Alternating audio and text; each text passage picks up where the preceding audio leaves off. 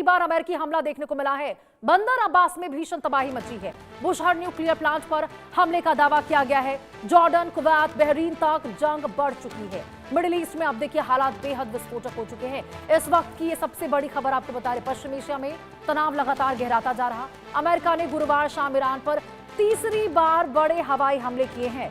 इस बार रणनीतिक महत्व वाले बंदर अब्बास को निशाना बनाया गया है, जहां कई धमाकों की खबरें सामने आई है।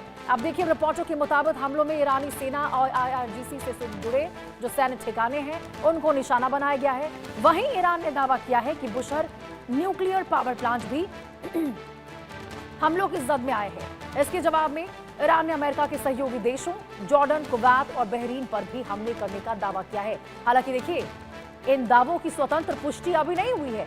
लगातार बढ़ते हमलों और जवाबी कार्रवाई के बीच पूरे मिडिल ईस्ट में हालात बेहद तनावपूर्ण बने हुए हैं और दुनिया की नजरें अब इस संघर्ष के अगले कदम पर टिकी हुई है कि क्या होगा आगे। हर तरफ देखिए एक ही चर्चा है।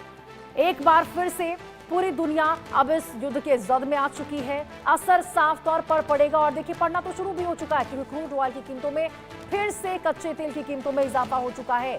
अब फिर से जो महंगाई की मार हम झेल रहे थे लगातार, न केवल ईरान और अमेरिका के लोग बल्कि पूरे विश्व में सभी देशों पर इसका असर पड़ता हुआ नजर आ रहा था। अब देखिए एक बार फिर से जो ईरान अमेरिका के बीच में युद्ध की शुरुआत हो गई है, इसके साथ ही साथ ये युद्ध महंगाई लेकर वापस आ चुका है। स्टॉक में महंगाई अब यहाँ पर वापस लेकर आ चुका है, क्योंकि देखिए क्रूड ऑयल की कीमतों में इजाफा हो चुका है और क्रूड ऑयल की कीमतों में इजाफा होना यानी कि हर चीज पर बढ़त देखने को मिलेगी। ब्रायन थॉमस हमारे सहयोगी हमारे साथ इसी खबर पर ज्यादा जानकारी के साथ जुड़ चुके हैं। ब्रायन, एक बार फिर से वही तनाव, मतलब देखिए एक तरफ तो ईरान में यहाँ शोक समारोह चल रहा है, लेकिन क्या कहें इस पर? क्या ईरान इंतजार कर रहा था कि भाई जैसे ही यहाँ पे खामनेई को सुपुर्द खाक कर दिया जाएगा, उनकी विदाई करेंगे और उसके बाद हम चढ़ाई अमेरिका के ऊपर कर देंगे, और उसने कर दिया।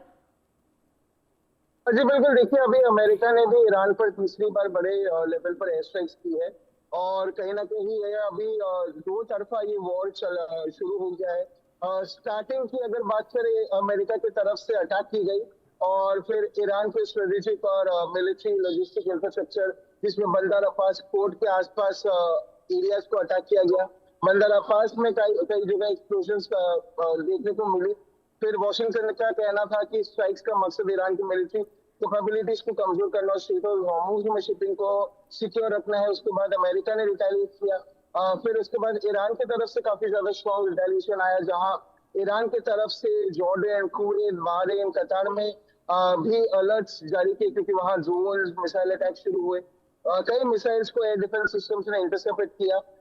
इस नए एस्केलेशन के बाद ही पूरे मिडिल ईस्ट में जो टेंशन है और ज्यादा बढ़ गई है। रीजनल कंट्रीज और यूनाइटेड नेशंस लगातार रिस्ट्रेट डिप्लोमेसी की अपील कर रहा है, और पर अभी तक सीज फायर की कोई उम्मीद काफी कमजोर नजर आ रही है, क्योंकि कहीं ना कहीं पाकिस्तान और कतार भी कह रही है कि डिप्लोमेसी होना चाहिए या पीस नेगोशिएशन होना चाहिए।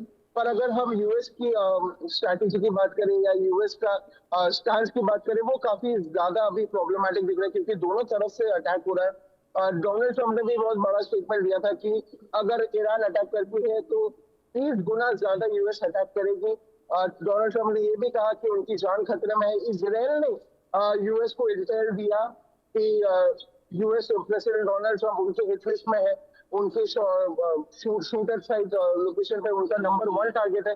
तो कहीं ना कहीं अगर हम दोनों देशों की अगर इनस्टेबिलिटी की बात करें, बहुत ही ज्यादा है, क्योंकि ईरान का कहना है हमने Iran straight of Hormuz close कर दिया है।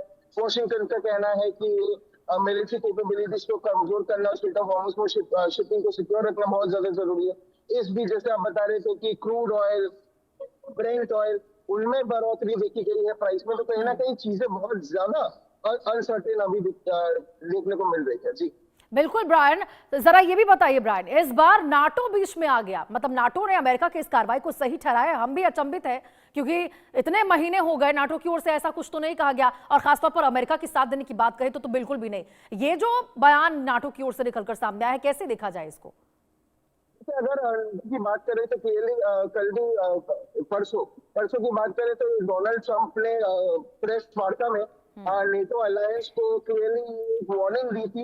ये अंकारा में जब नेटो समिट हो रहा था, उन्होंने क्लियरली कहा था कि नेटो अलायंस को यूएस का समर्थन देना चाहिए, यूएस को सपोर्ट देना चाहिए, और ये कहीं ना कहीं एक चेतावनी भी या वार्निंग भी हम कह सकते थे, जो डोनाल्ड ट्रंप ने दिया था, क्योंकि वो कह रहे थे वो काफी डिसअपॉइंटेड है नेटो अलाइंस के साथ। उन्होंने तो क्लियरली स्पेन के साथ सारे रिलेशन या सारी जो रिलेशन थी, अगर हम ऑयल की बात करें, एनर्जी की बात करें, उन्होंने सब खारिज कर दिया कि हम स्पेन के साथ कोई रिलेशन नहीं रखना चाहते। तो कहीं ना कहीं एक डायरेक्ट या इनडायरेक्ट ठीक है ब्रायन, आप बने रहिए हमारे साथ। इस बीच एक और बड़ी खबर निकलकर सामने